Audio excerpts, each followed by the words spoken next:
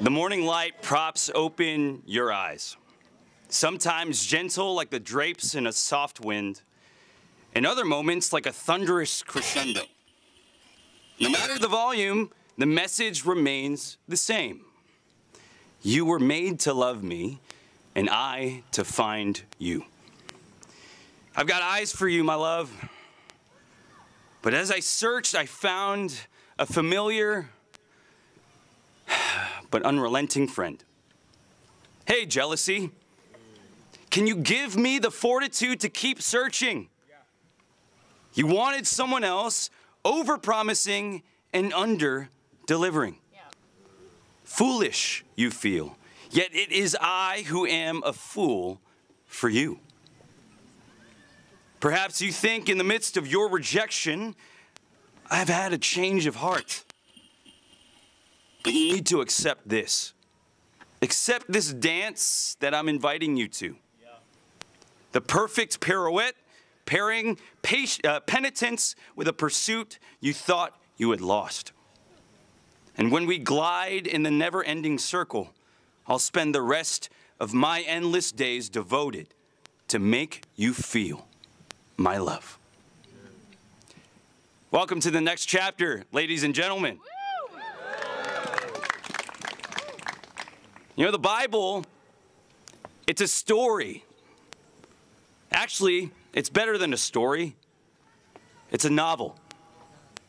It's a masterpiece that was built by the best author that ever was. New York Times selling best authors have nothing on this individual. And what's so hard is that over time we lose the beauty. We lose the understanding that a novel was not meant to be understood as mere information, but actually as the song that keeps playing in our hearts. You know, this weekend we've talked through this novel. And I really hope that it didn't feel like we just talked about the novel, but that we got to live it. Whether we like it or not, this God, this Abba, this ethereal being that frankly none of us has physically seen, he's been writing to you for your whole life. Some of us really don't need to be convinced of that. I, on the other hand, do. When I think about the words that he says, I have a hard time trusting words.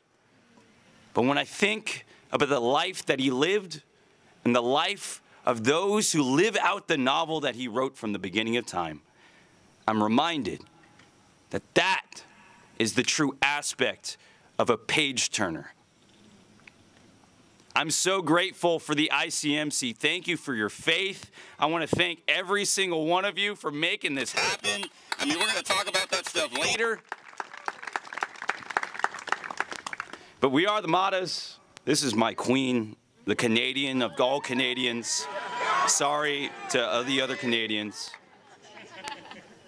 But man, we are just receptors of God's grace.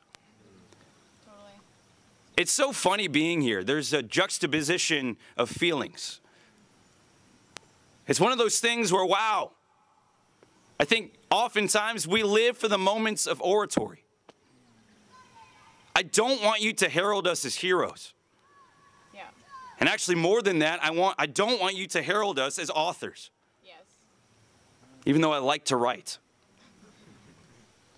But man, I want us to walk away from this weekend realizing that the author and perfecter of our faith is just that. Yeah. The author and the perfecter of our faith. Yes. You know, there's been a lot of authors, and we're going to talk about that later. A lot of authors in our life. And not just this past year and a half, but probably since all of our generations have lived. But the authorship is actually something that we need to investigate a little deeper. And I think this next chapter of our lives, it's actually going to be really amazing to see what we find. English novelist E.M. Forster identified a distinction between a story and a plot in one single word: because. For example, a story merely focuses on events happening chronologically. For example, the family watched Marley and Me, and the family cried. Come on, holler at me if you've watched Marley and Me. If you have a dog, don't do it. Like, just do yourself a favor, please. But here's the thing, that first part, all we know is events that happen chronologically. Whereas the plot hones in on causality, the because of the events. The family watched Marley and Me, reminding them of their recent loss of their dog Spot. And then they proceeded to weep. Isn't there something different there? Isn't that the great difference between a novel and an instruction manual? I am sick and tired of us being in Bible studies and saying, oh, basic instructions for, I don't even know the rest of the acronym because it doesn't matter. Before leaving Earth, cool. All right, good one. Therein lies the question that looms over every living being. Is my life a story of mere happenstance or a plot to a greater narrative? Let's turn our Bibles over to John chapter 14. Is it all right if I preach? It's been a while. It's been a while since I... No. Verse 1. Do not let your hearts be troubled. You believe in God, believe also in me. My Father's house has many rooms. One with a TV on the wall and the other one with a jacuzzi. If that were not so, would I have not told you that I am going there to prepare a place for you? And if I go and prepare a place for you, I will come back and take you to be with me, that you also may be where I am. You know the way to the place where I'm going. What a great thesis statement, right? As he's leaving, he's trying to prepare his disciples before a lot of stuff happens. He gives them a pretty cool thing to hang on. But then, verse 5, Thomas. What's the one word you think of when you think of Thomas? Okay, we'll talk about that later. Thomas said to him, Lord, we don't know where you are going, so how can we know the way? Jesus answered, I am the way and the truth and the life. No one comes to the Father except through me. If you really know me, you will know my Father as well. From now on, you do know him and have seen him. Verse 8, Philip. What y'all know about Philip? Philip is Philip. There we go. All right, we'll talk about that later too. Lord, show us the Father, and that will be enough for us. Jesus answered, don't you know me, Philip, even after I've been among you such a long time? Come on, dude. We like literally traversed around all of Asia Minor. Like, you don't know me? Anyone who has seen me has seen the Father. How can you say, show us the Father? Don't you believe that I am in the Father, and the Father is in me? The words I say to you, I do not speak on my own authority. Rather, it is the Father living in me who is doing his work. You know, what's really amazing is that Jesus has dissertation. He has dialogue with his disciples. That's one of my favorite aspects about Jesus. He wasn't some, I don't know, authoritarian, oh my goodness, you don't have a voice. No, there's dialogue back and forth, even with really good things he's promising. Ain't that right? You know, in this next chapter, I think it's important for us to remember two things. That Jesus came to restore and redirect the plot. But he also did that so that we can remember that we need to continue the novel. You know, in improv, who likes improv comedy here? Improv comedy is really amazing. Patty and I went, I think the last year we were in Philadelphia. Also, North Region, we miss you guys. I mean, we are children of the North Region. I got to pay respect where respect's due, so this is also really crazy to me. All my worlds colliding. Marilyn, where you at? Let's go, Marilyn. What's up, y'all? So anyways, so we went to an improv comedy show, sketch comedy, and it was really fun. It's kind of like Whose Line Is It Anyway? Drew Carey and his friends. But yeah, so we went, and you know, it's really cool, right? Because improv, it's almost like you have no idea what's going to happen next, right? And sometimes it's funny, especially, you know, the amateurs sometimes don't really deliver, but this group of amateurs really did. So we were grateful. It was really fun. But basically what happens in improv comedy is that basically there is a basic structure and a basic plot that you need to follow. But what happens is the stage set, the design could change, and essentially sometimes what can happen is the actors can get carried away, right? And get carried away with the script. But the director actually has every right and liberty to interrupt the play or interrupt the show.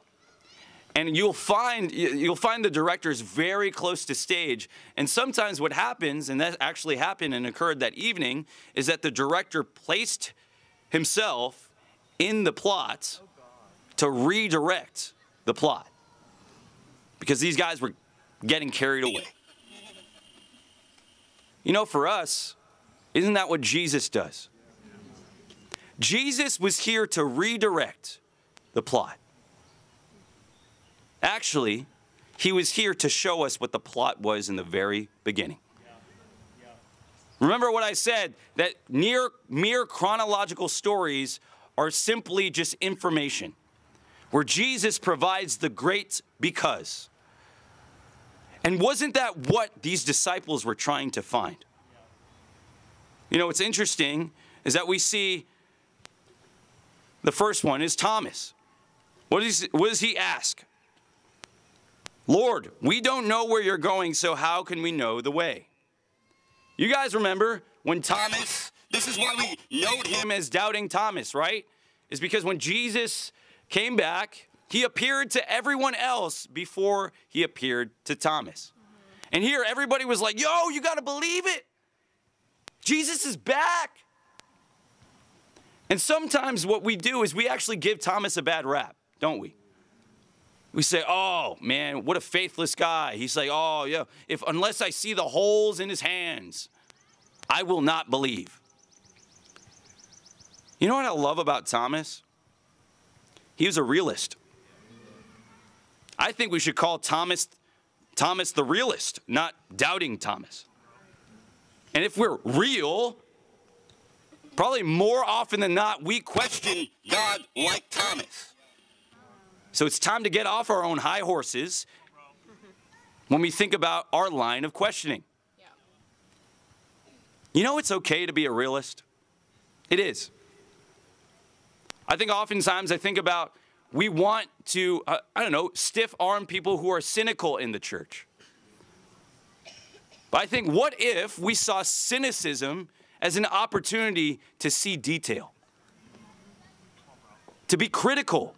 You know, critical and cynical is not synonymous. Critical hopes to see correction, hopes to see redemption, whereas cynicism, what? There is no hope. All hope is lost. We might as well just sing the swan song now. I think for us, we have to find our own line of questioning. But then we see what? We see Philip. And what does Philip say? Lord, show us the Father, and that will be enough for us. You know, it's funny. Even thinking about Philip's line of questioning, it almost didn't make sense. I think sometimes we are impatient with those who are not caught up to speed. I think sometimes we wave the intelligence flag over each other's faces. Oh, yeah, you're not woke to this? You didn't do your research? Oh, I guess you're not. Yeah, whatever. I did my research on Google yesterday for 5 minutes.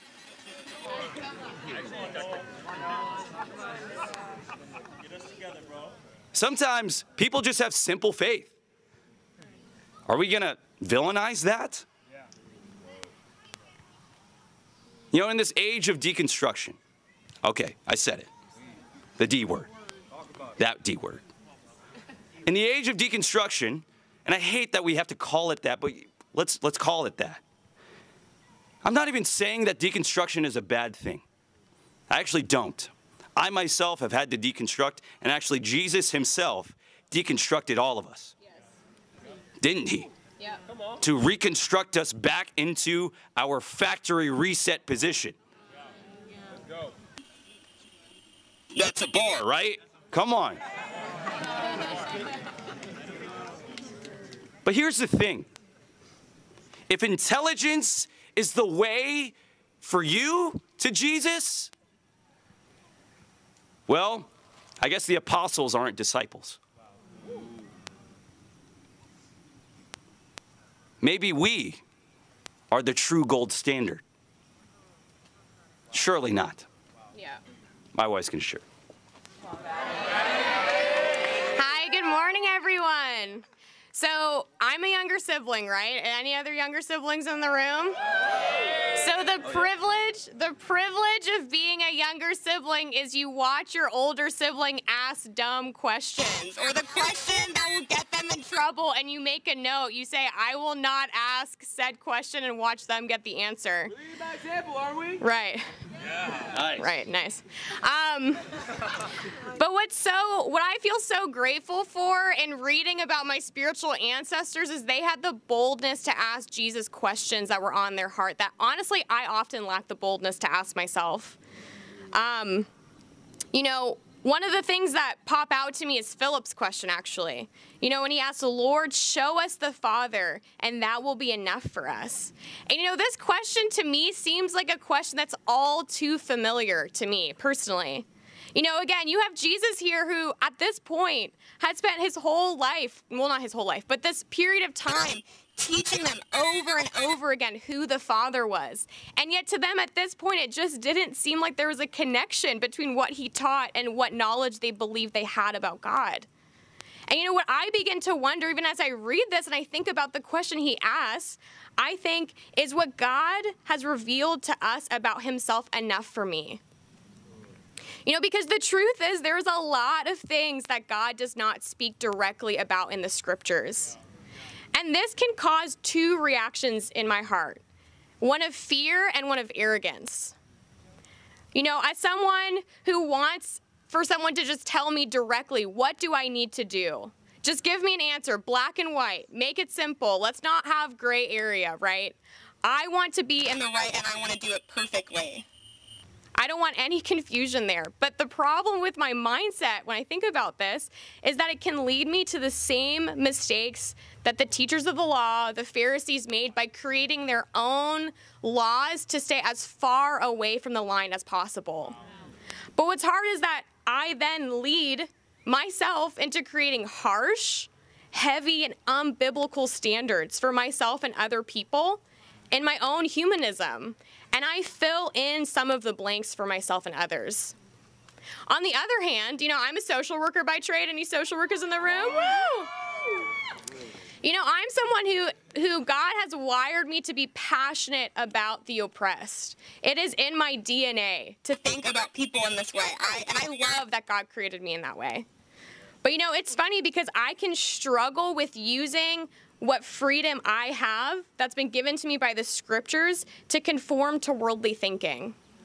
You know, I know that the world has actually provided a lot of helpful language for us to understand what's going on. You know, when someone uses a word and you're like, wow, thank you for telling me that word because I've been trying to explain my experience for a long time, right? But sometimes I can use both their process and their solution as a point of guidance above the scripture. Because if God didn't say something about it in the way that I want him to, then I'll speak for him.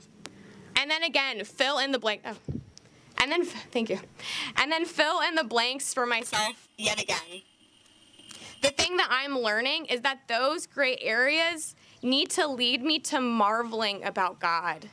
And they need me to grow in wrestling for maturity in the faith. And not just take things, not just absorb them, but be someone who loves God more than anything else.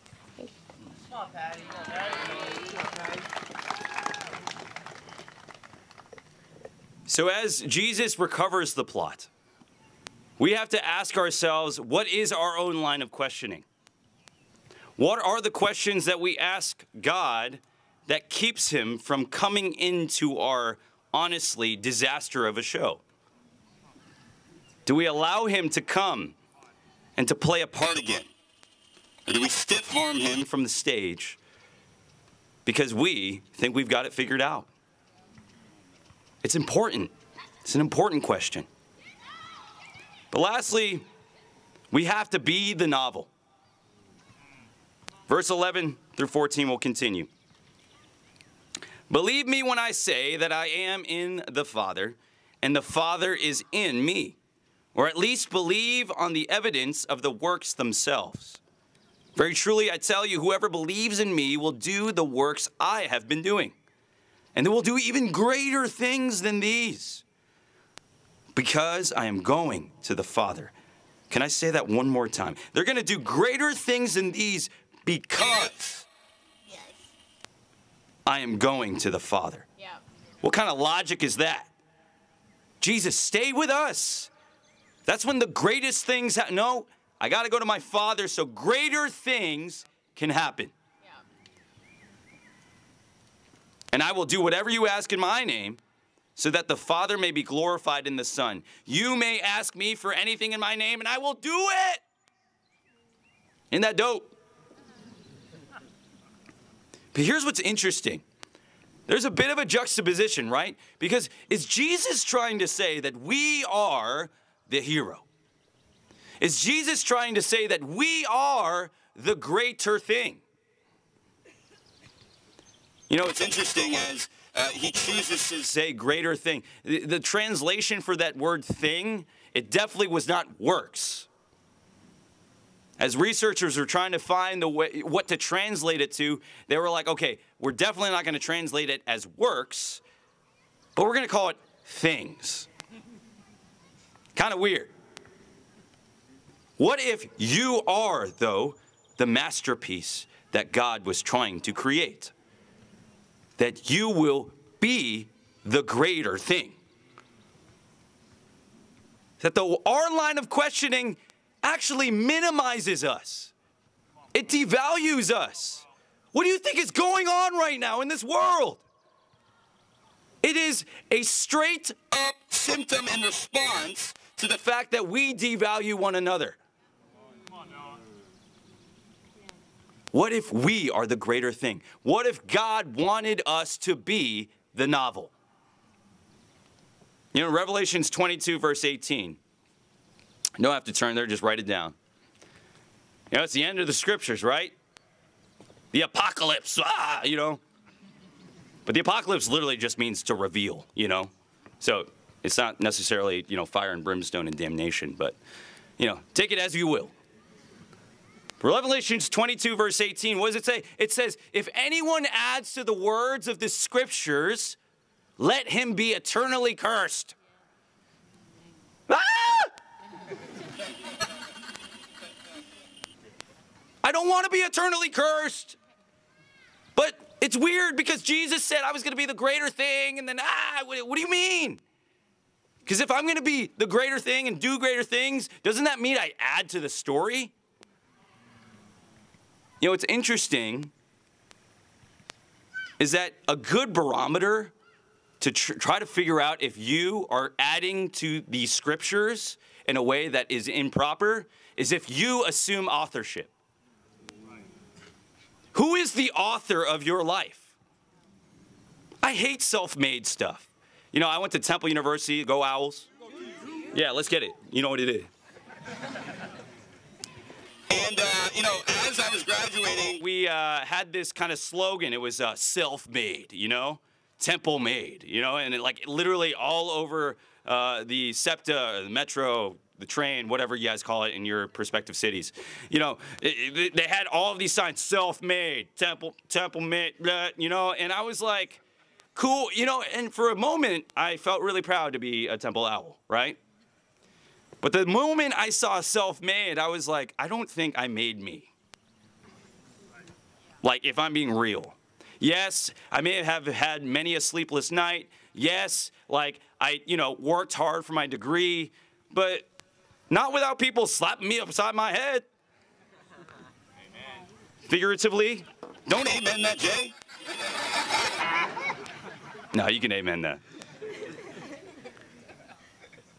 I am not self-made. And if you're honest with yourself, neither are you. You know, I talked about this whole idea of authorship, right? You know, there's a lot of authors that I love and I follow, and I fanboy if I'm just being honest, you know? And I'm not going to call any one of them out because they are creations of God. In past, I'll be honest, 5 years ago, I would call people out by name on the pulpit and just be like, yeah, they're a wretch, you know? But then I'd have to look in the mirror and I'm like, I'm the wretch. But even still, some of these authors talk about godly things. I think one really breaks my heart. He actually helped me see and helped me deepen my faith. But as he's releasing new stuff, I'm starting to see that he is waning in a different direction. And it breaks my heart. Yeah. This is a guy that wrote so many books just about artistic things in spirituality. And that, I don't know, I know there's a lot of artists in the audience. Raise your hand, you know what I'm saying? Like, let's get it, create. But the danger with artistry is oftentimes you can be the author of your own stuff. And you get a little carried away.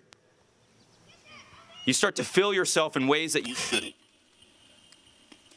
And what stinks is that what we do is when we author our own novel, we start writing a completely different book. Yeah. We actually take ourselves out of the pages. We kill ourselves off the novel, the story, and we start writing our own, let's be real, not a masterpiece, but a disaster. Wow. You got to ask yourself, in what ways am I trying to author my own life? Do you think you know better than the next person? Is that your positionship? Is that your buzzword of the weekend? Posture. I don't know, it was a buzzword for me. I just heard it like maybe 8 times. I'm also, like, I'm very... Anyways, I'm OCD about words. But we need to ask ourselves that question, because if we don't ask ourselves that question and have a revelation about the answer, have an apocalypse about the answer, then we're going to be stuck between the margins. I'm going to let my wife share. Hello. So, I don't know about you guys. I always think about who's the Bible character that I feel like I can relate the most to. And unfortunately, not unfortunately, but Moses very much is that person for me. It's not Noah. You know, I can absolutely relate to the immediate response of God being like, hey, Moses, do you want to partner with me on some things? And him being like, I don't think I'm the person for it. And even as Noah was talking about, you know, that we are part of the novel that God is writing, I have this immediate fear response, right? This immediate anxiousness of feeling like, I don't know if I'm it. You know, one of the hardest things as a Christian for me to grasp is the two realities that coexist. The fact that God has perfected me, he believes in me, he wants me to do great things, while also being broken, dealing with sin, trauma, all of these different things. And the fact that these two things coexist together perfectly. You know, If playing the role of partner in the gospel with God was something I had to apply for, there is no way I would be qualified, okay? Yeah. If this is actually something that I had to go for an interview for, you look at my rap sheet, it'd be like, I'm really sorry, but you're just not it. And so I often think, so why would God want to entrust me with something so huge? Why? You know, the truth is God is completely out of our league. Yeah. Completely out of our league. You know, as someone who's come into the kingdom with my own trauma, my own baggage, my doubt, my own issues, I can look at an opportunity like being part of the plot and disqualify myself from the jump. Again, when you think about the way that the world standardizes things, you get something because you've earned it. You're qualified because you have the experience, or you're this because you're that. Whereas we are Christians not because we somehow made it worth it for God, or because we ourselves are a great partner. We are actually all toxic to God. That's why I always think it's so funny whenever I hear like toxicity in relationships. I'm like, I am that toxic relationship to God. And yet he continues to chase after me. You know, so often I'm confronted with my own humanity and sinful nature and go back to, but am I enough? But only when I read my Bible, I just don't see God painting that same picture. You know, if perfection and lack of sin was a requirement for being qualified to be part of God's novel, then why did God allow David's story of lust, sexual immorality, murder, deceit, and the like to be included along with stories of his faithfulness to God? You know, or why was stories of Martha's criticalness or cynicism or whatever, her worry, resentment be included with her stories of following Jesus through the darkest times in her life when she lost her brother? When reading the Bible about most of the people in there, I'm so grateful that God allowed the good, the bad, and the ugly to all be there, because I get to read it and have hope. Man, if David was honored in the Bible, I think I can make it. You know, I think I can do it. You know, I think part of that is because it's so easy to put stock in my own ability to perform as a Christian and live out the gospel rather than actually relying on the Holy Spirit, actually relying on God. And the question that I have to ask myself is, am I actually willing to not be enough so that God's enough? Am I actually willing to lower myself and really be okay with the fact that I don't have it together in order for God to be so much bigger? Thank you.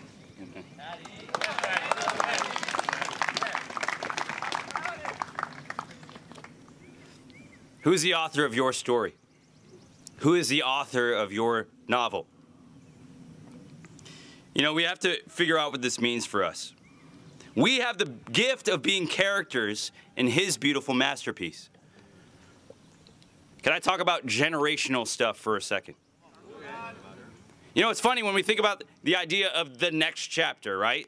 I think what we can historically maybe think about, this is where I can go, is, oh, our chapter is going to be the most epic chapter of the world. Yeah, you know, like, my chapter is going to be the most important, the most, I don't know, impacting. Impacting is a weird word anyways, because, yeah, anyways, I'll let the doctors explain that.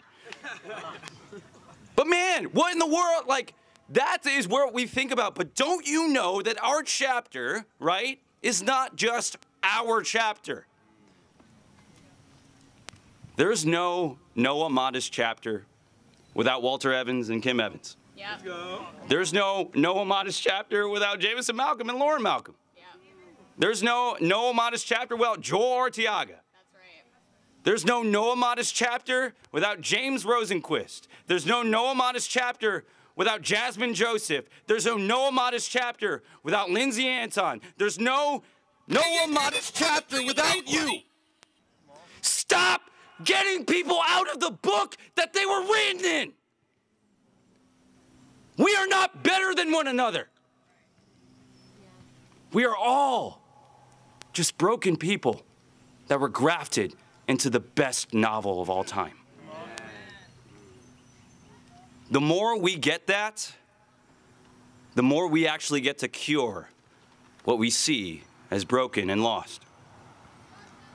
You know, for us, I'm gonna be honest, there's a way I like to worship and there's music that I prefer, right? And sometimes that doesn't translate well with every generation, right? Last night, I don't know if some, you know what I'm saying? Like, right? Like off-brand, I got to give it to my boys off-brand. Let's give, come on. And Change the Kids, and all you guys. I mean, off-brand Change the Kids alone, I'm like, wait, is this worship? You know? But I'm like, yeah. I mean, what's amazing is that, man, God is trying to just draw out these creative stories. We're all quite messed up if we're being honest. But man, we can't live a life of preference. I think the best novels are the ones that are actually pretty decorated with difference. If there's one thing I want us to remember from this weekend, it's this. That we come back to the pages of God's novel because it's literally the best. It has everything you want. It has love in romantic sense. It has war and pain and strife and blood and sweat and tears. It's got emotional depth. It talks about poetry in ways that not even your best slam poet can actually compete against. It's also got some really key rules of life that, don't you know, us, without some kind of discipline, we are a whole lot of mess. It's got everything you want, but the best thing about the novel is that you and I are invited to be in it. Isn't that truly the book of life? In this next chapter, let's be the generation, mutually, in all generations, no matter what your age. Let's be the chapter that people remember that we were faithful even when things were pretty grim. Yeah. And I trust that in that chapter, this story is going to be pretty amazing when it's all said and done. Love you guys. Thank you so much.